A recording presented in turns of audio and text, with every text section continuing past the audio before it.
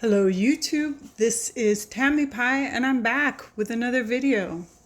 I'm here today in the Kingdom of Hawaii, not above the Hawaii Jiu-Jitsu Academy, but in the apartment because the kids have gone to LA.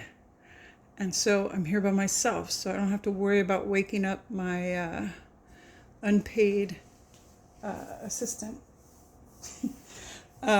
So this is R.M Place's The First Occult Tarot. And this tarot has a really interesting place in the history of tarot. So if you are into historical tarot, this might be an interesting video for you. I'm going to pull in a couple other decks to look at to kind of give you a timeline, but mostly this is going to be a walkthrough and review. I'll show you a couple of readings done with the method that is kind of outlined by R.M Place in here. He kind of made it easier to consume for a modern person, and then I further refined it so it's easier to consume by me, because the original way of doing the reading was with two people and left hand, right hand, and etc., and it's just me, and I'm ambidextrous, so I have a hard time telling my left from my right. Anyway, so you're gonna get the gist of it as translated by Tammy Pie. And if you're into that, stick around. Okay, so first of all, you when you buy this deck, you should be getting the deck in this cloth-covered box. It's a two-piece box. It'll be wrapped in plastic along with this book. These two should not be sold separately. I believe that the way this is supposed to be purchased is through a set. When I first got my Burning Serpent Oracle, I ended up with just the cards and not the book, and it was also supposed to be sold as a set, so it was really hard for me to get the book.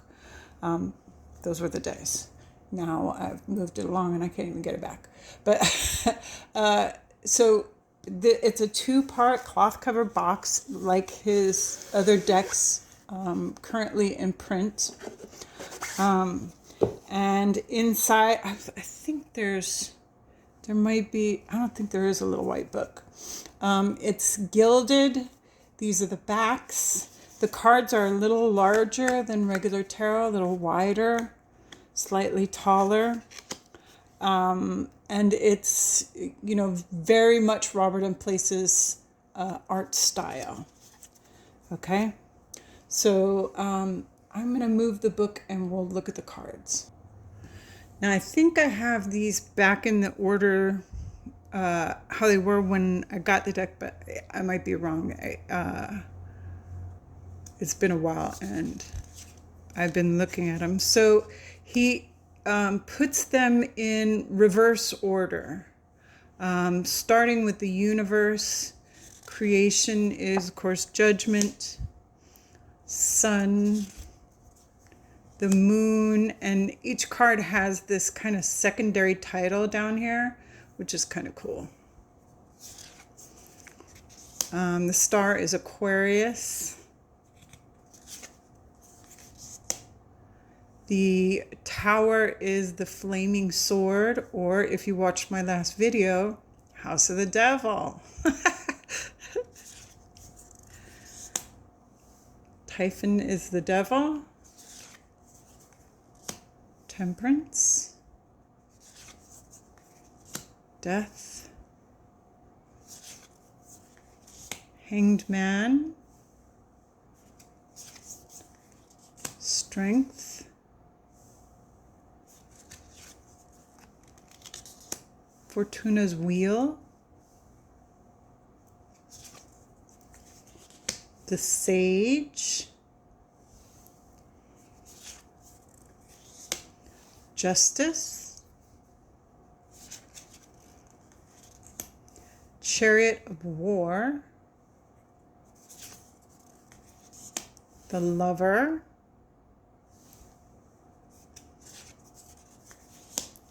Jupiter,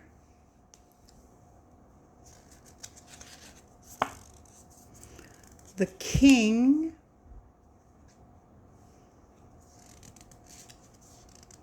the Queen, Juno, the Montbank, and finally Folly. Okay, and you may or may not have noticed, but these trumps are not numbered. Then we have the Wands, Ace, 2. Interesting, in the book, the meaning of this is naivete. 3, looks like a 5, kind of. 4. And like I was saying in my last video, Robert M. Place's semi-illustrated pips are very telling. The little pictures in there give little hints to the old meanings of these cards. So 5 of Wands here is maybe looking at a baby coming. Something is coming. 6 of Wands. It's interesting. That looks like a disagreement. 7 of Wands looks like a secret, maybe. 8 of Wands. 9, 10. And then we have Knave of Batons, the elemental symbol of the suit is in the corner. Knight of Batons, the Lady of Batons, and the King of Batons. Ace, 2, 3, 4, 5, 6, 7, 8, 9, 10. Knave of Batons, standing. Knight of Batons. Of Swords. Sorry. Damn. Hope I haven't been saying batons the whole time we've been in swords, but there's the air suit, or the symbol, and King of Swords. Ace of Cups. 2, 3, 4, 5, 6, 7, 8, 9, 10. Knave of Cups, Knight of Cups, Lady of Cups, and the King seated. Ace of Coins, 2, 3, 4, 5. Note the faces. 6, 7, 8, 9, 10, Knave of Coins, Knight of Coins, Lady of Coins, and King of Coins. Okay, those are the cards. Now, when shuffling these cards, and I've shuffled them quite a bit, I am going to separate the majors from the minors because that's how the reading is done in the book. Okay? So we'll just show you.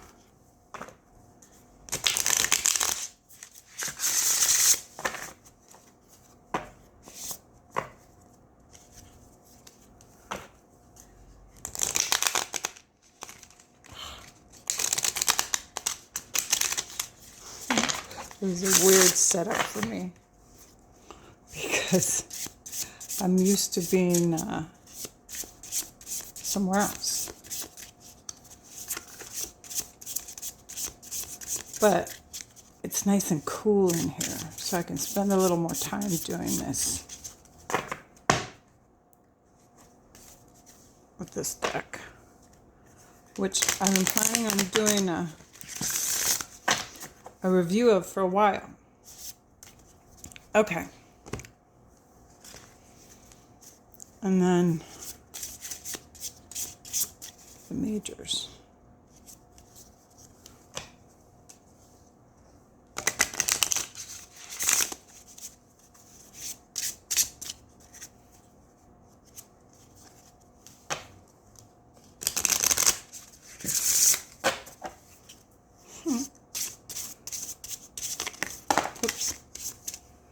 Jumpers, Juno, Justice, Temperance, and the Devil. Interesting. Okay. Huh?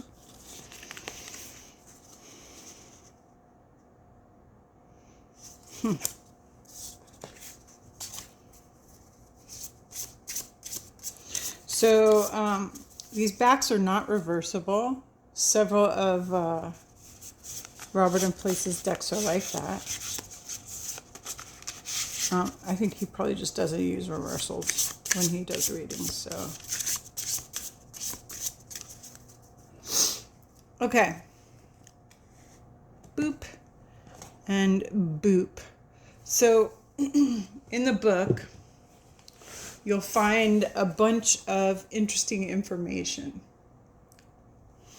Let me just show you the table of contents. So you got your introduction, you know, what's happening here. What is this? It's tarot deck. Yeah. The thing is, this is a historical tarot deck because it is the first one that puts the esoteric occult meanings onto tarot. So if you're looking at a Marseille deck or a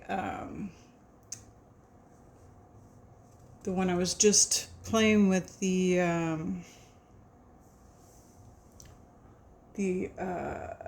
Minchiati deck, these are Tarocchi games. They're card games, right? But this one, by these authors, these guys said, oh no, we're talking about the gods from Egypt. We're talking about telling fortunes. We're talking about esotericism and spiritualism and all this other stuff. So this was the guy who first put it on here. And I think it was this guy, Comte Mellet, that did the, right, here we go. The Monde Primitif, the primitive world. There we go. Monde Primitif, or primordial world, in which through an examination of world mythology and religion and the study of origins of words, he attempted to find common patterns. Okay? So this is where he is saying, okay, we're going to use these as, and this is what happens with extra cards. But another thing here, and then this talks about why he did his trumps the way he did them. So it gives a page per meaning, and it also shows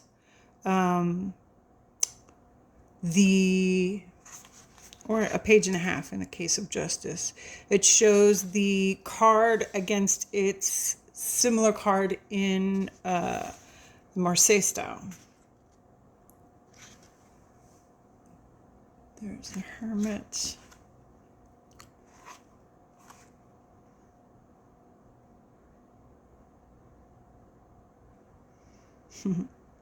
Right.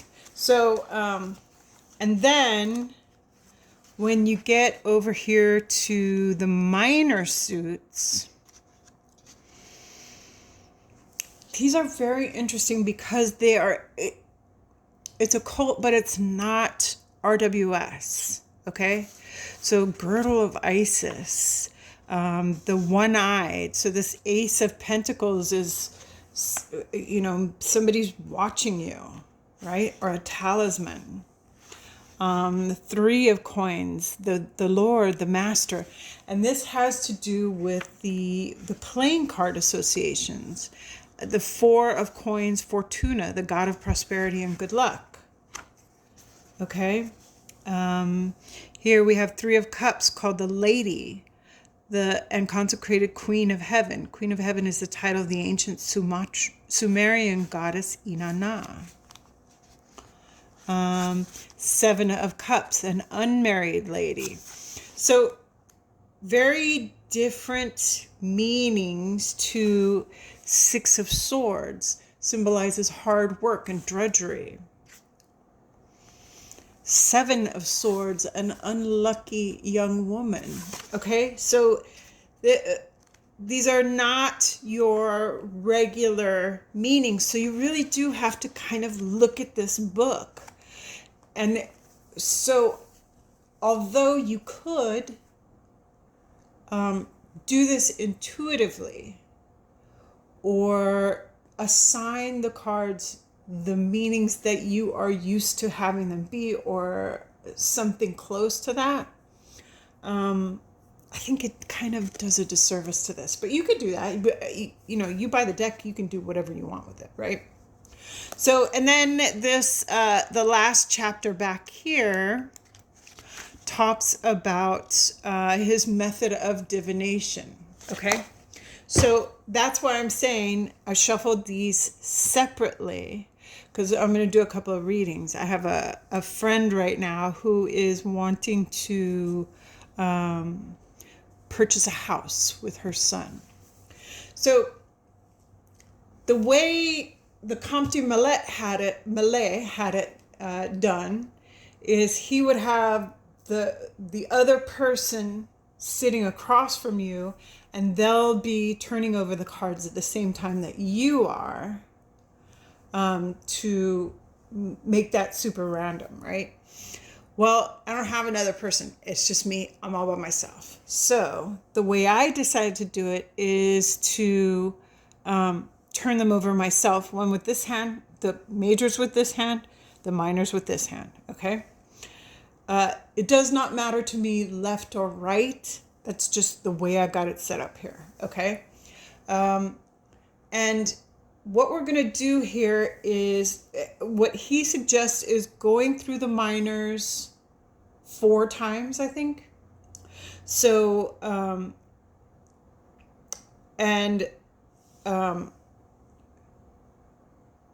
what we're going to do is we're going to count ace through king, or 1 through 14, whatever you're more comfortable with.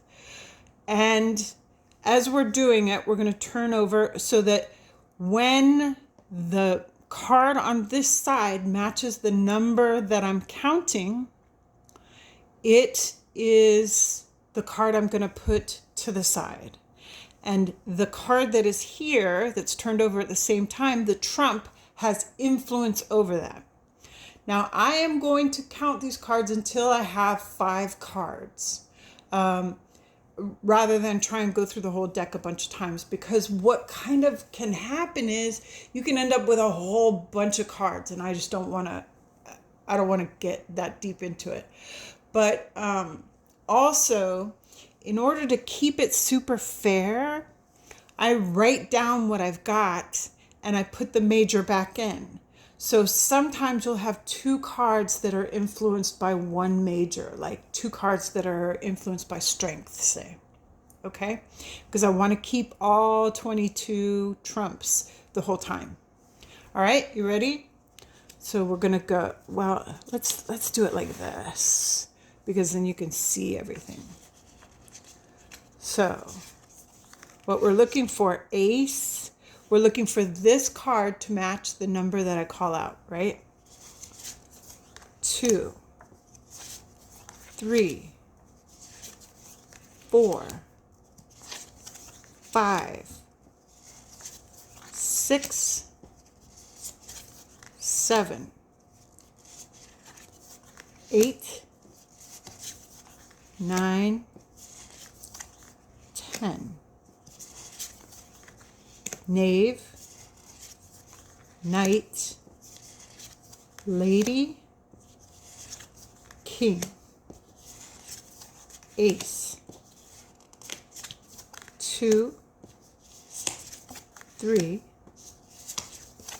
4, 5, 6, 7,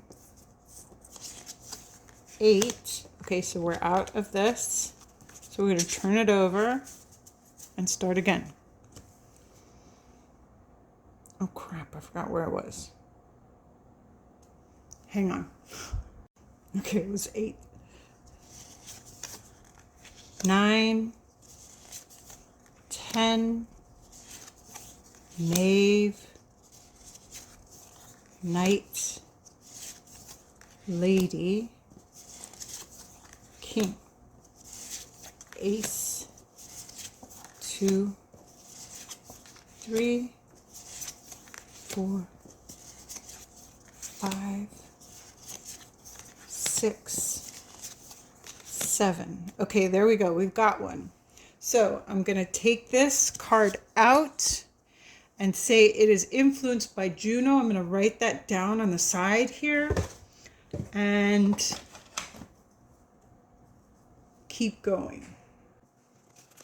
8, 9, 10, knave, knight, lady, king, ace, 2, 3, 4, 5, 6, 7, 8, 9, 10, knave, knight, lady, king, ace, 2, 3, 4, 5, 6, 7, 8, 9, 10, knave, knight, lady, king, ace, 2, 3, 4, 5, 6, 7, 8, 9, 10, knave, knight, lady, king, ace, 2, 3, 4, 5, 6, 7, 8, 9, 10, knave, there we go, stop, knight, lady, king, ace, 2, 3, 4, 5, 6, 7, 8, 9, 10, knave, knight, lady, king, ace, 2, there we go, 3, 4, no, that's it, 5, 6, 7, 8, 9, 10, knave, knight, okay, lady, king, ace, 2, 3, 4, 5, 6, 7, 8, 9, 10, okay, last one. Okay, so, all right, let me get these a little straighter, but, so here we go. We had the exact situation that I spoke about happen, which is, as I was going through these, and I'll speed it up so you're you're not tortured with the turning over of all the cards. But you can see how this does give you a very random reading and also a very different way of doing something that we all do anyway, right? So, I mean, I wanted to show it to you because I went through figuring out how to do it. Robert M Place went through figuring out how to do it. We read these historical things, and yeah. So the 2 of coins and the 10 of coins are both being influenced by the king, controls his subjects through fear. Okay, so the reading I'm doing is a real reading for real people. And what I'm seeing here, I mean, I've gone through the book and kind of looked at these cards again because the meanings are very different. Here with the 7 of Wands, where you're usually talking about someone defending their position, you have here someone offering incense to a religious statue of Bastet, right? And then here, this Knave of Cups is also doing some kind of religious, ritualistic offering, right? So this is, you're looking at a situation where you want to take everything kind of seriously. You really want to look at what is important. You want to take your time with it, do it exactly the right way, because this is a long term. They're buying a home, and it's mother and son doing it together, right? So you want to really make sure that everything is outlined and done the right way. To me, I'm also seeing that you don't want to be holding on to a lot of secretive behavior. Both of these people need to really open up and let each other know, like, even what they're perhaps afraid of happening. So, and then right in the center here, we've got the girdle of Isis, which is, these last 3 cards actually look really good to me, because you've got this this kind of protective omen here, which is what this girdle is about, and also this cornucopia. So this is them putting together their money and looking forward to making a good like, doesn't that look like that to you? A good investment that will, in the end, turn into more. And here we've got the king here, which is influencing both the 2 and this 10 here. So the king is, he's saying, be controlled, know what you're getting into, because this is actually quite an important move, right? And then here, this Knight of Coins, we've got the flaming sword, man and woman expelled from paradise. Now, to me, this just means that perhaps her son is going to begin to realize, he's going to taste that apple of knowledge, and he's going to begin to realize what is really going on with home ownership, because it is an eye-opening experience. All the different responsibilities and expenses and headaches that can come with home ownership. The Knave of Cups here is being influenced by creation. So this, to me, is a time now. You're being called to do this now because it's a good time. That's what that looks like to me. And then here in the beginning, Juno is she's the mother goddess, right? So this is the ultimate mother, saying, as above, so below, which, I mean, you usually see in the Magician. However, we'll take it wherever we can get it, right? Because it is a truthful tenet in tarot, no matter what. And what that says to me is, you're doing the right thing, you know you're doing the right thing, but you showing caution, you showing him the way, being a maternal, teaching person, as she has always been to him, is the way to go. And he needs to also show that respect to someone who is helping him.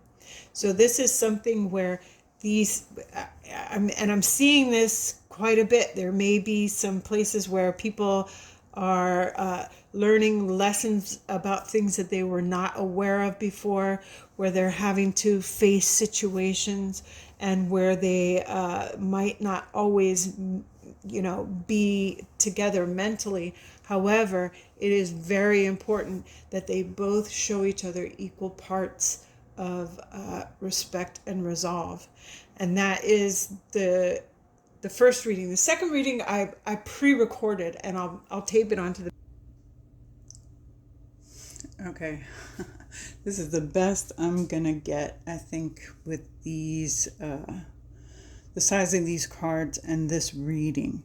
So these are the cards I drew for a question regarding.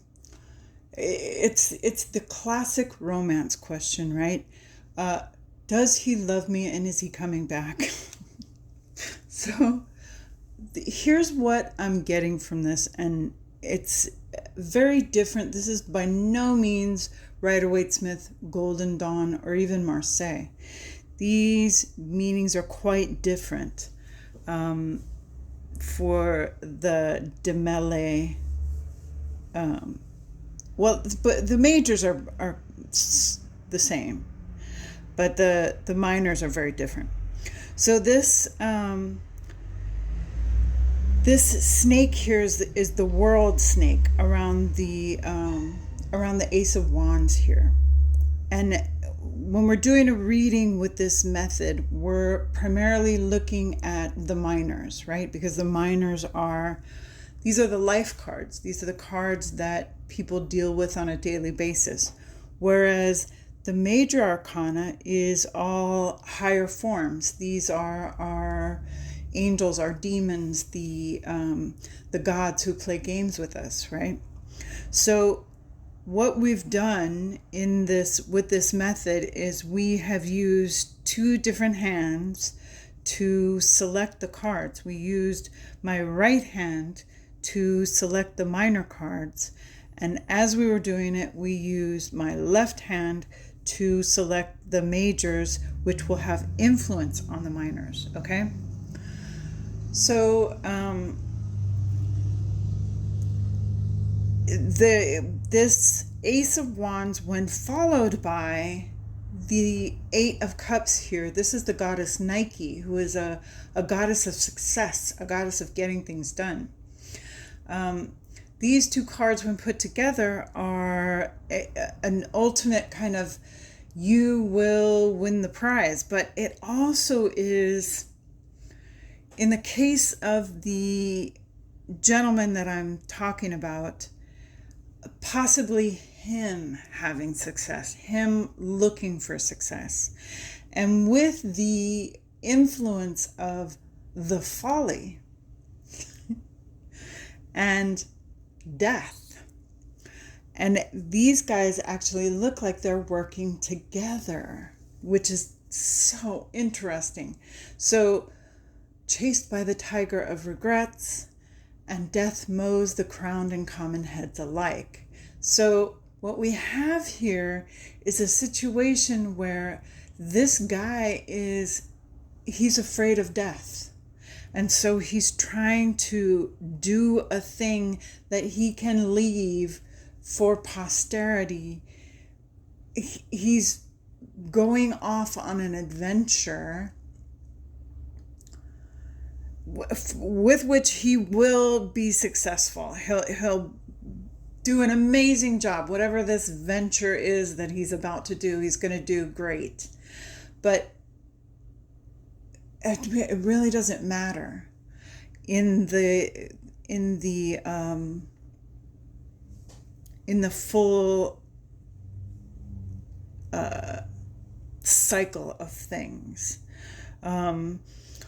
All things begin and end. So then we have this Knave of Coins, and this is, in this case, this knave is a guy who's not great with money, which is different from what you're usually seeing. You're usually seeing a steady, stable child, right? Well, this is a guy that maybe you don't want to trust with your dollars. So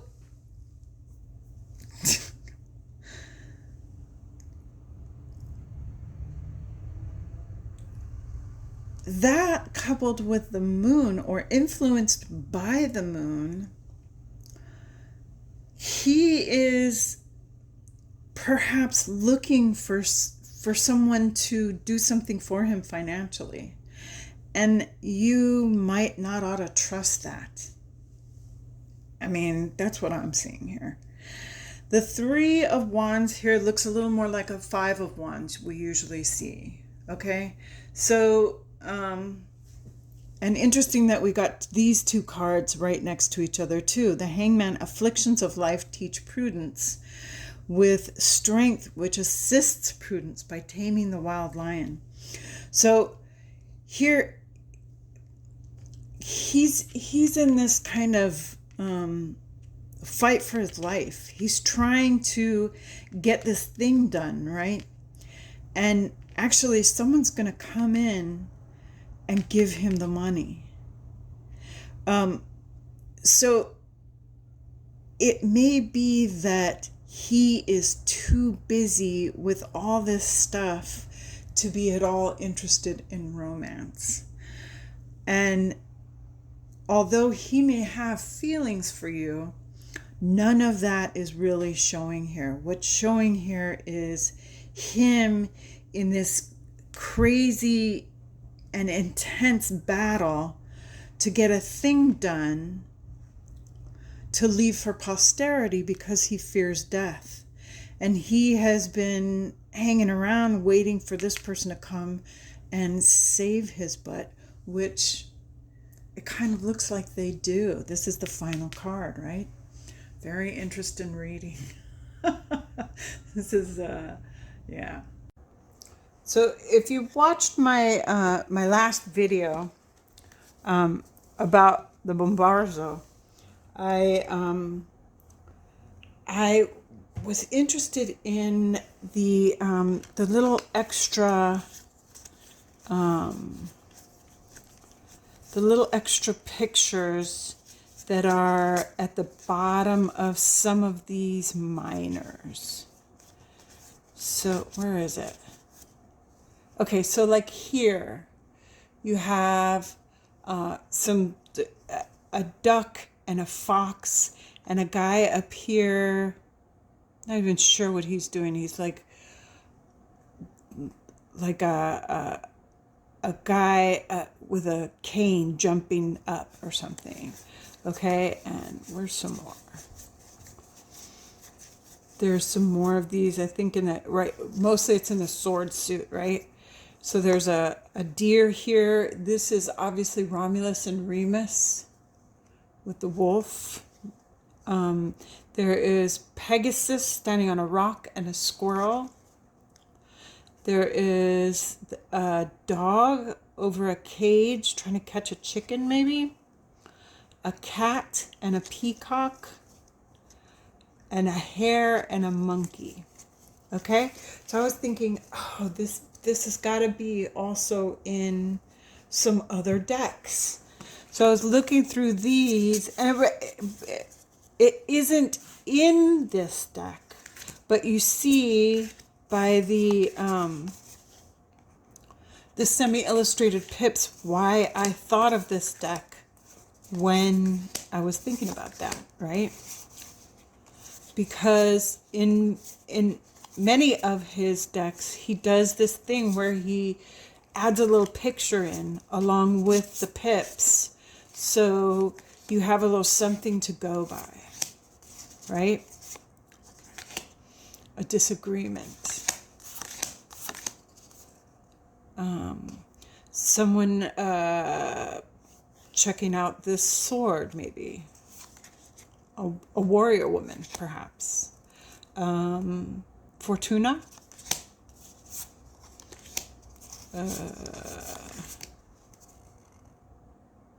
This looks like a married woman. Someone in distress for the Ten of Swords. And this is I forget. This is some kind of god, hero, demon type character. It's written down somewhere. In fact, you know what? We'll just look at it right now. Okay. Called the Lord, the Master, consecrated as Demeles asserts to Iota, Alpha, Omega. Greek translation.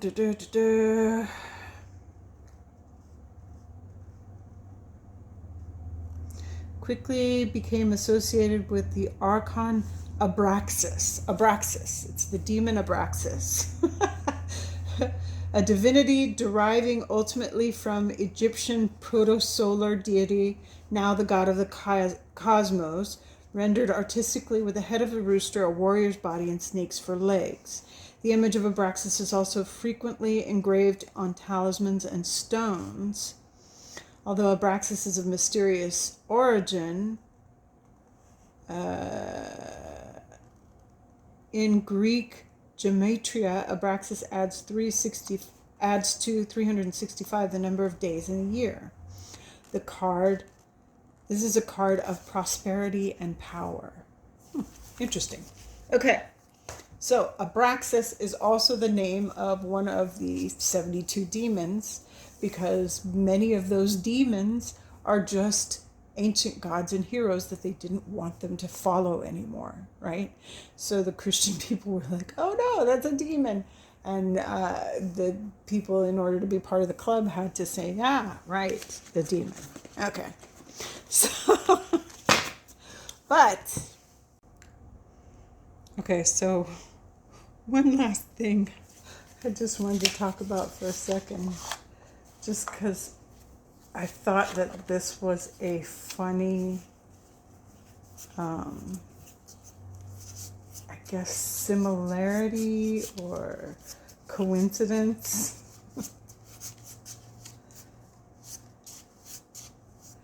But I've been playing with the Tarot de Ambiguïté.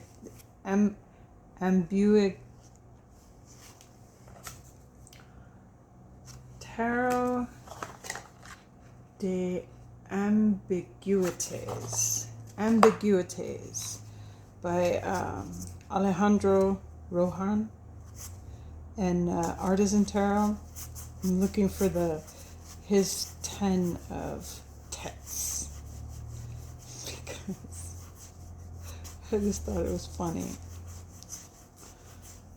I love this deck. It is so fun and conversational and entertaining to me, and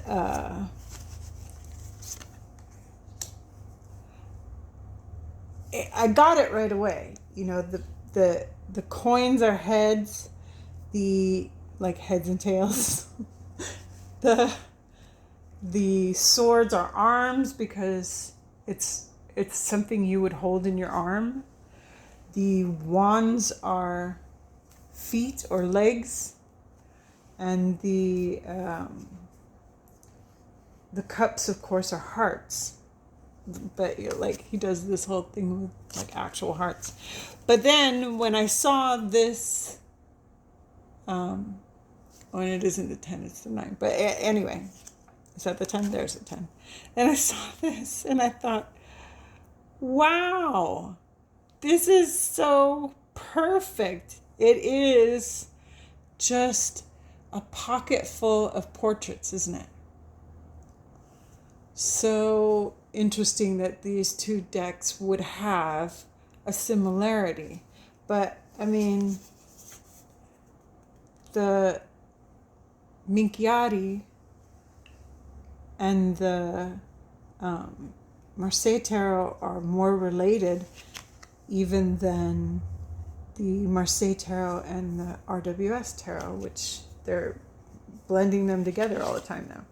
So I just thought that was an interesting moment in tarot tarot coinky dinkies. And that's it for now. And thank you for hanging around with me, coming back all the time, and thank you for coming.